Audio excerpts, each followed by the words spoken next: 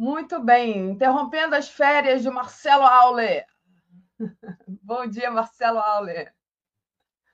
Tudo Bom bem? dia, Daphne. Bom dia, comunidade 247. Vamos levando, vamos levando. Ainda esquentando, descansando. Eu não tive férias, na verdade. Eu A gente estava saí com do saudade. trabalho e fiquei escrevendo o texto. Pois é. O Marcelo é assim, olha, quando Eu ele está tive de férias, escrevendo ele esse escreve. texto que são nada menos de 20 laudas. 20 laudas. Sabe o que é escrever 20 laudas? E você ir costurando várias informações dos mais diversos lugares. Pega daqui, tira dali, bota colar. Tem 20 laudas para fazer o texto que eu espero explique para muita gente o que foi o caso Rubens Paiva. Muito bom. Olha, e Ainda outra coisa, na esteira. antes de me acusarem, eu não estou criticando o filme. O filme teve um Não, papel importantíssimo. O filme está fazendo gerações novas despertarem para esse assunto. O que eu falo é o seguinte: o filme, muito bem feito e que atingiu seu objetivo, explica o drama da família, o drama da Eunice, aquela viúva que não tinha certidão de óbito para mexer na conta do marido. Você já imaginou o que é isso? Você ter dinheiro no banco, na conta do seu marido, e você não ter dinheiro para comprar comida para os seus filhos? Porque ele morreu, foi assassinado e você não tem como provar?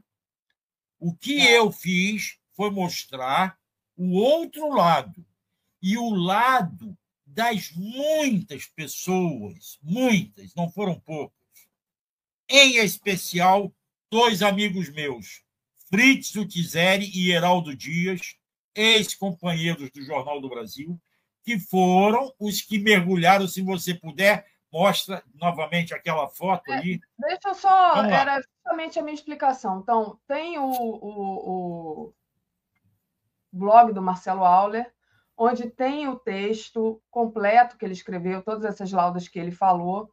Tá aqui a foto Da reportagem. da reportagem. Tem várias fotos, inclusive, aqui, fotos da família. Aqui, olha, tem o pedido de ajuda do blog, quem puder ajudar também. Aqui é o busto do Rubens Alves. A gente vai passando depois. Aqui é aquela tal daquela foto que aparece no filme, né? Onde ela diz que não, nós vamos sorrir, sim. Não, Depois mas essa é a verdadeira, é a Eunice. verdadeira, claro, né? Essa é aqui é a Eunice com a filha e os outros filhos depois dela ter saído da prisão. O tal do Fusca, a gente vai foto por foto. Isso aqui também é a reportagem do jornal que contesta a versão do Sequestro. sequestro, né? Então, tudo isso aqui está no blog do Marcelo Auler, tá, gente? Esse aqui é o Paulo Malhães, o Malhães. computador assumido, né? Disse que deu o destino certo ao corpo. Enfim, e é muito completa aqui esse artigo, que também está na página do 247, sem o texto na íntegra, mas sem a riqueza das fotos. Então, vocês podem ler ou no 247, é um dos primeiros registros ali, Rubens Paiva, o que o filme não mostrou lá, tá tudo lá, mas não tá com as fotos, então quem quiser vai lá no blog do Marcelo Auler. Então era isso, e aí você pega numa coisa que eu acho essencial, né? Você traz informações que não estão no filme.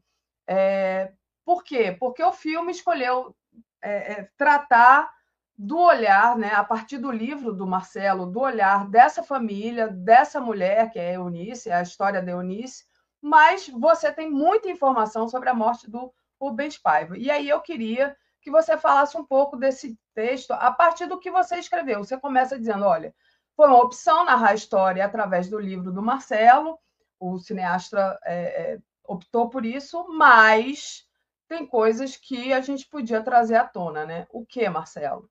Por exemplo. Pois é, não, a história é a seguinte.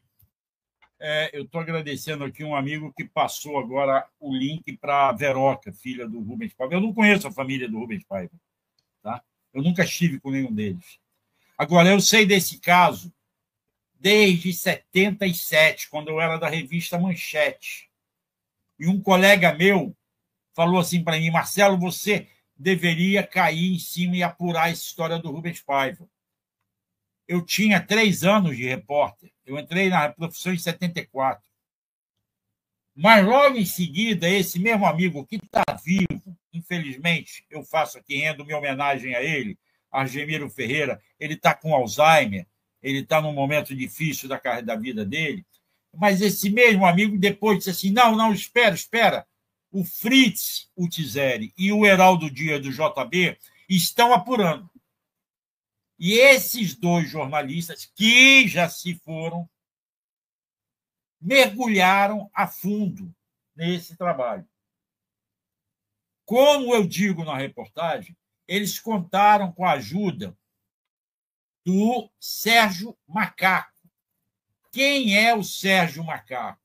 É o Sérgio Carvalho. O Sérgio Carvalho era um capitão da aeronáutica, comandante do Paraçar. Paraçar era uma força de resgate, uma força avançada da aeronáutica, fazia muitas operações na selva.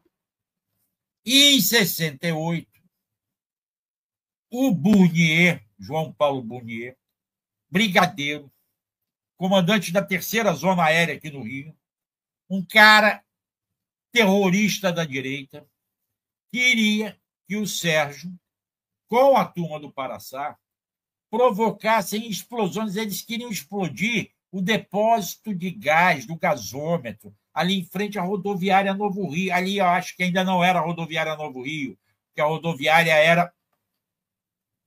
Esse é o Sérgio Macaco. A rodoviária ainda era na Praça Mauá. Depois é que foi para lá. Então, o Sérgio Macaco acabou se recusando a participar desses atos terroristas e foi expulso da aeronáutica. E era amigo do Fritz e do Heraldo. E ajudou os 2 nas apurações desse caso. Entende? Então, o primeiro grande trabalho do Fritz e do Heraldo foi pegar a descrição do que seria o sequestro. O que é o sequestro? O Rubens Paiva, como eu conto na matéria, foi preso dia 20 de janeiro, feriado de São Sebastião. Por acaso era um domingo até. Foi preso por quê? Porque no dia 19, esse trabalho aí que é muito interessante, no dia 19, chegou o primeiro voo do Chile para o Rio, direto. Em dezembro, saíram do Brasil, do Rio, 30 ex-presos políticos que foram libertados, mandados para o Chile em troca do embaixador americano que estava tinha sido raptado pelo movimento de esquerda. Sequestrado, raptado, negociado. Uma forma de soltarem presos políticos. E esses 30 foram para lá. Então, nesse primeiro voo, eles estavam de olho. E nesse voo veio a Cecília Viveiro de Castro e a Marilene Leninha. A Cecília era mãe do Gaioso, morreu. Mãe do Gaioso, o Gaiola, e... Marilene.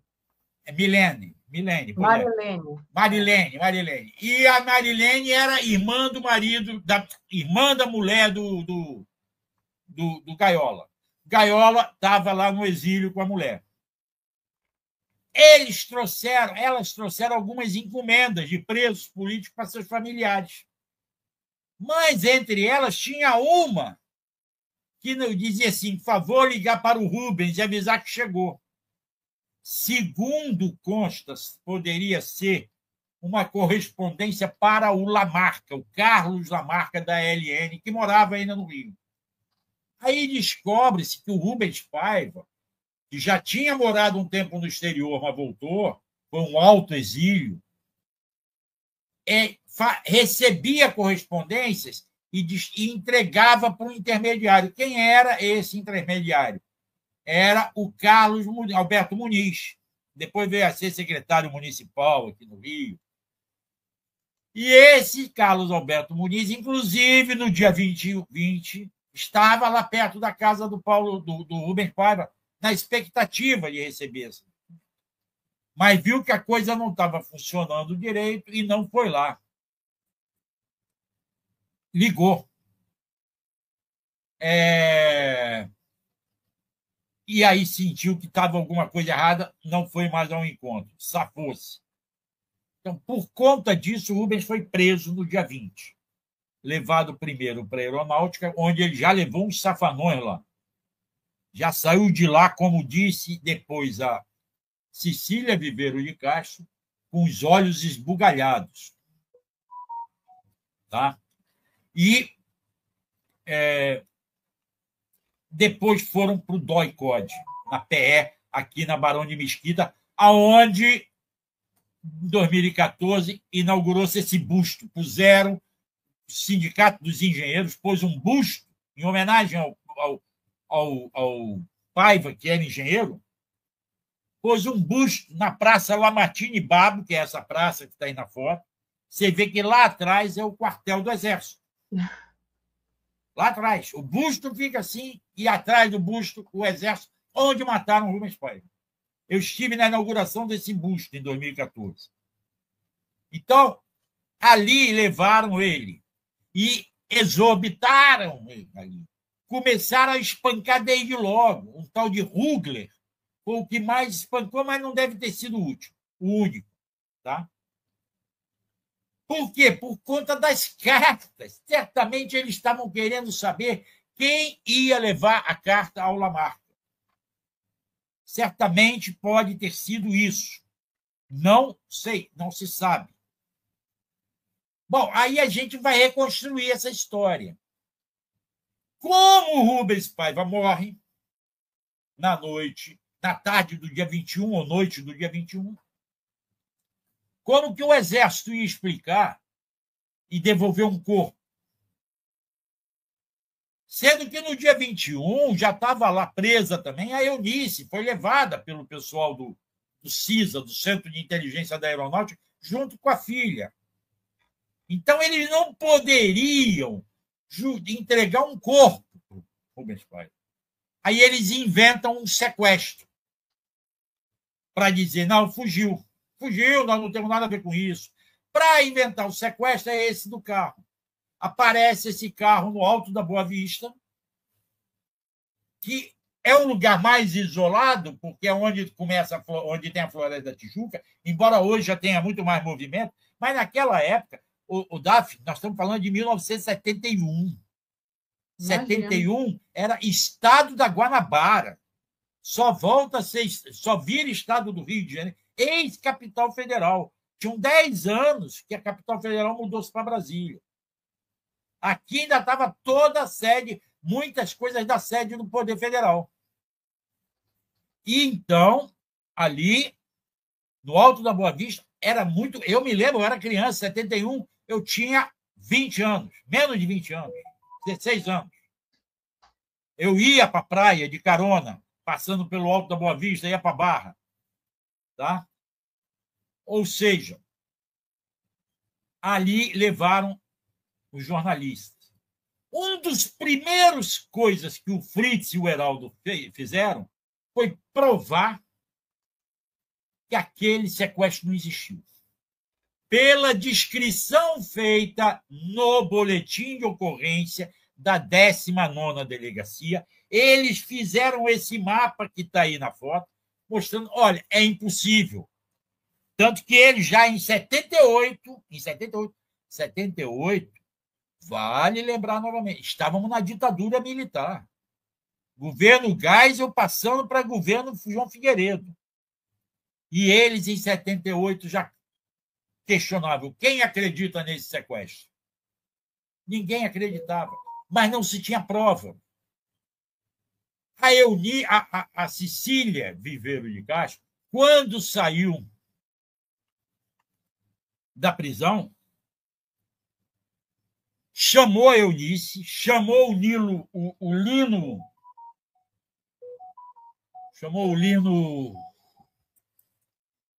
Lino Machado, que era o advogado, o Enio, que era da Civilização Brasileira, o editor, 2 irmãs e contou o que viu lá dentro.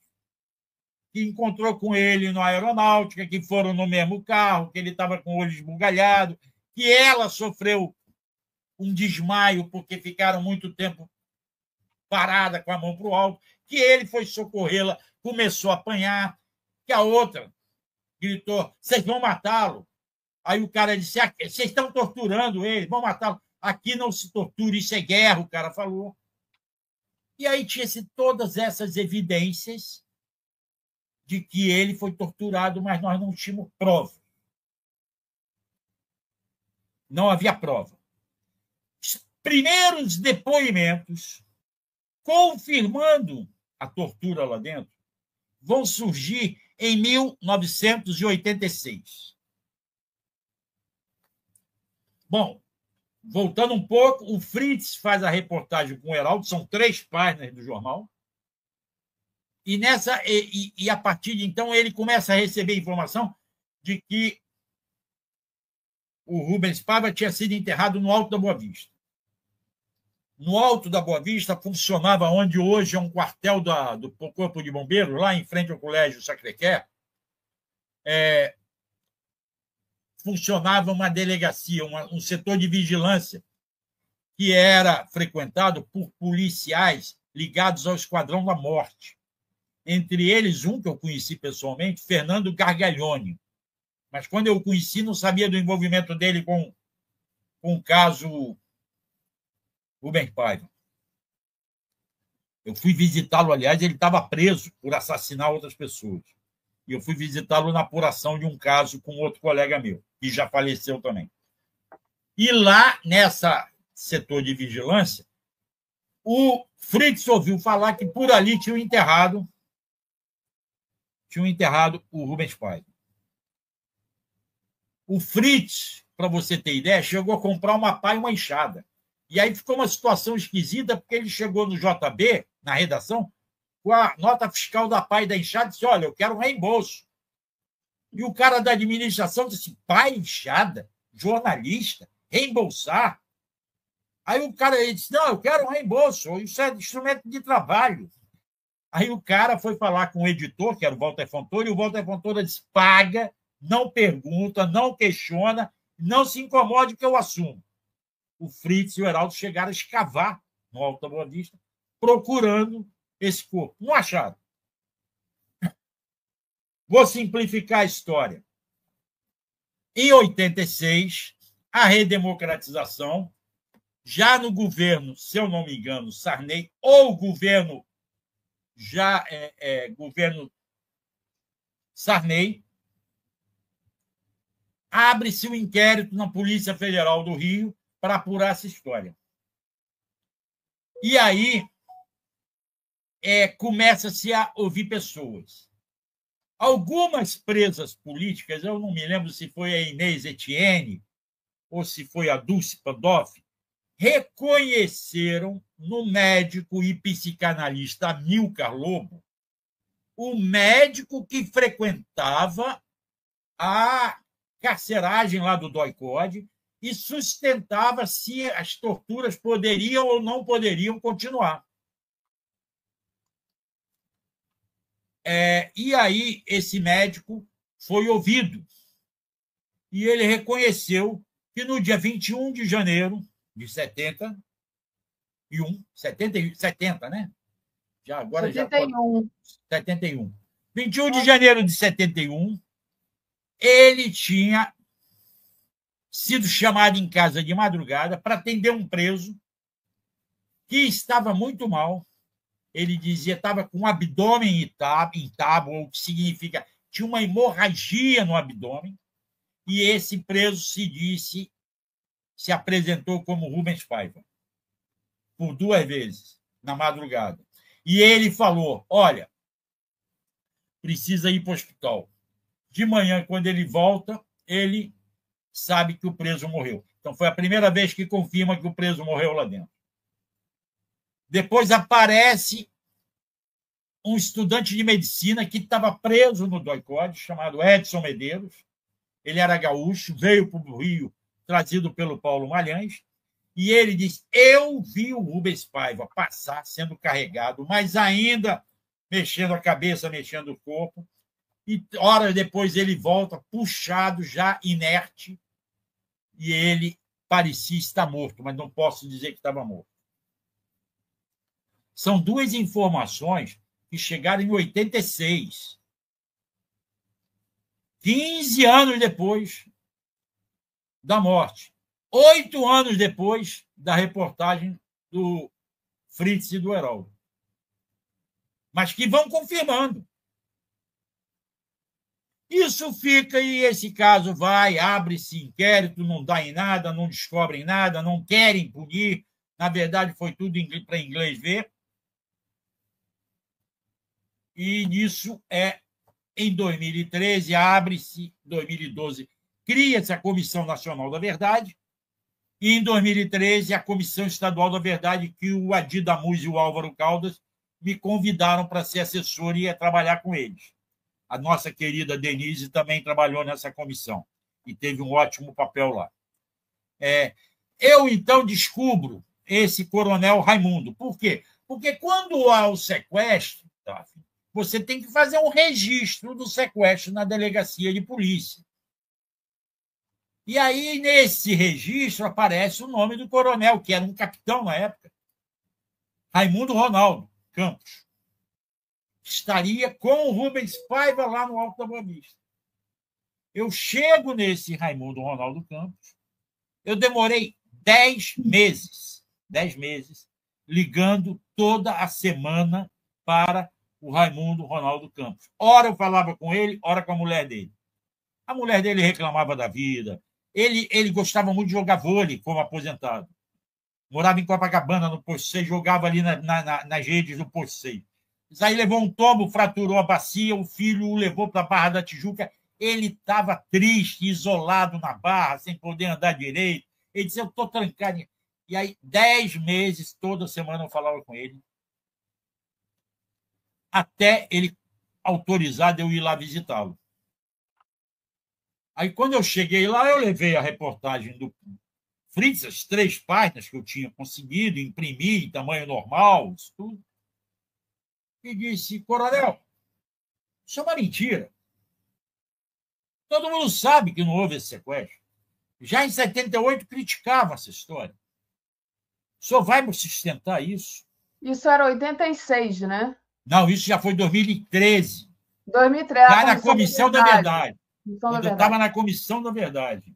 Tá. Eu disse: o senhor vai sustentar isso como? Todo mundo sabe que esse sequestro é mentira. E o pior, como o senhor é que fez o registro na delegacia, todo mundo vai dizer, quando falarem que o Rubens Paiva sumiu, que o senhor é responsável. Aí eu dei uma jogada, Daphne, de mexer com o sentimento do cara. Eu disse: sabe o que me preocupa, coronel? O senhor já pensou nos seus netos? Aí ele parou e disse assim: por que meus netos? O que meus netos têm a ver com isso? Eu disse: o senhor já imaginou, já que o seu nome está ligado ao sequestro do Rubens Paiva, e todos sabem que o sequestro do Rubens Paiva foi feito para esconder a morte do Rubens Paiva? O senhor já imaginou de um coleguinha do seu neto chegar para ele e dizer assim: seu avô matou o Rubens Paiva? O cara deu uma parada assim, pensou um pouco, e aí desabafou, disse: eu jamais vi o Rubens Paiva na minha vida. Eu disse: opa, como é que é? Ele disse: eu jamais vi o Rubens Paiva na minha vida. E aí ele confessa que na noite do dia 21 de janeiro de 71, ele já estava indo dormir, chamaram ele, disseram: você vai pegar aquele carro ali, aquele Fusca, vai para um local ermo, vai inventar um sequestro, vai tacar fogo no carro, vai dar tiro no carro. Ele disse: mas por que isso? Não, nós temos que justificar o desaparecimento de um preso. Mas como desapareceu? Desapareceu, morreu. Aí, mas morreu no interrogatório, não interessa como. Então, foi a primeira vez, Daphne, que alguém do Exército confessou que nós já desconfiávamos, mas não tínhamos prova, que foi tudo uma farsa, que foi tudo montado. E aí ele me dá esse depoimento, eu gravo aquilo tudo, gravei com ele tudo, tirei tudo no computador, e uma semana depois eu voltei lá com o Adi Damus, que, como presidente da Comissão da Verdade, recebeu o depoimento dele oficial, contando isso. Mas ele falou o seguinte: olha, assim como eu não soube como se deu a morte, eu não sei o que fizeram com o corpo. E aí foi um outro mote, uma outra investida que nós fizemos. Eu não sei se tem comentário para fazer, pergunta para eu responder. Não, Não? pergunta não, as pessoas estão aqui, de uma maneira em geral, te elogiando muito o trabalho intenso e o trabalho detalhado dessa parte na história, né? Porque a gente estuda a ditadura militar, mas esses detalhes são imprescindíveis, né? Eu acho que para a gente ficar sabendo realmente o que aconteceu, né? O pessoal, inclusive, dizendo que isso aí tinha que fazer parte do currículo escolar. Também acho, também acho, também acho. E aí veio a segunda parte. A segunda parte é que nós achamos, nós aí, eu, depois a advogada Nadine Borges, que era do grupo também, da Comissão da Verdade, eu localizei o tal do Paulo Malhães, que já era meio público, que era um coronel torturador, já tinha saído, se eu não me engano, tinha sido Chico Otávio do Globo, que tinha feito reportagens com ele. Mas eu localizei o Paulo Malhães morando lá na área suburbana, na área rural de Nova Iguaçu. E eu fui lá um dia, com o meu carro. Eu tinha mania de pegar o carro e ia lá. Cheguei lá, bati na porta, era uma chácara, tinha uma distância entre a porta e a casa. Veio a esposa dele, uma moça muito gentil, aliás, bem mais nova que ele. Depois eu soube dos detalhes lá de casamento, mas tudo bem, isso deixa para lá. E aí ela disse: olha, ele não vai te receber hoje, não, mas ela me deu o telefone. E aí eu comecei a ligar para ele e ele topou. O Paulo Malhães, ao contrário do Raimundo, o Raimundo não tinha nenhum crime de tortura na mão dele. Ele prendeu, ele levou preso, não sei o que. Agora, o Paulo Malhães não esconde que torturou, que matou. Depoimento dele na Comissão Nacional da Verdade, o diálogo dele com José Carlos Dias, ele confessa: eu matei. Ou era eu ou era eles. Nós estávamos em campos diferentes. Falava assim mesmo. Esse, você vendo a cara dele, você vê tudo. Esse não negou nada. E aí ele me confessa o seguinte: no caso Rubens Paiva, houve dois erros. O primeiro erro se a Tereza estiver aí já, eu tiver que sair, você fala, se ela quiser Não, entrar. ela está aqui, eu vou trazer ela, mas pode terminar aí o seu raciocínio, que eu já trago ela e Eu ela. estou acabando. O Paulo Malhães, assim, ocorreram dois erros. Primeiro, erraram na mão e mataram. Não era para ter matado, não sei o que, não sei o que lá. Ele até admite que outros eram para matar mesmo. Como ele matou, porque o Paulo Malhães foi quem criou a tal da Casa da Morte em Petrópolis. Ele inaugurou a Casa da Morte como agente do Centro de Inteligência do Exército. E aí, não era para matar. Como se houvesse alguns que poderiam matar. E mataram mesmo. E ele não negou que matou. Embora nunca tenha respondido por isso. Esse é o grande erro do Brasil. E se a gente bobear e não responderem pelo 8 de janeiro de 2 anos atrás, nós vamos cometer o erro de novo.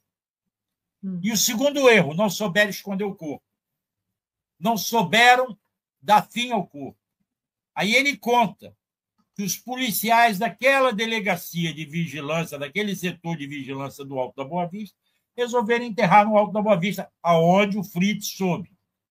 Só que descobriram depois que ia ter uma reforma da estrada, iam fazer um novo calçamento. Aí disseram: vão escavar tudo e vão achar o corpo.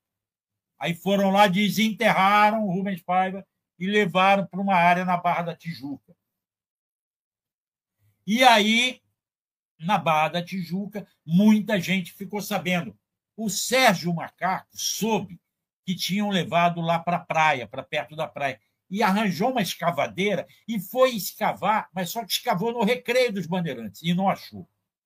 Em 86, era secretário de Polícia Civil o Nilo Batista, no governo Brizola. Soube desse negócio na Barra, mandou escavar na Barra. E aí localizaram um esqueleto, acharam que era. Quando foram ver, era de um cavalo. Quando eu conversei com o Paulo Malhães, ele disse, eu fui lá na Barra, montei umas barracas, saí procurando onde era, achei o corpo, estava já em estado de putrefação, botei num saco e deixei no local o esqueleto de um cavalo, para ficar no local onde tinham feito aquilo. E aí ele pegou o corpo e jogou no rio Piabanha, se eu não me engano, se eu não estou enganado, lá ao lado de Itaipava, o rio que vai desaguar no Paraíba do Sul, ou no Três Rios, ou no Paraíba do Sul, pelo que consta no Paraíba do Sul, e depois vai para o mar. Ele disse, esse é o destino, não aparece mais. E é por isso que Rubens Paiva sempre será um desaparecido político, porque ele não terá um corpo, a família, infelizmente, não terá um corpo para enterrar.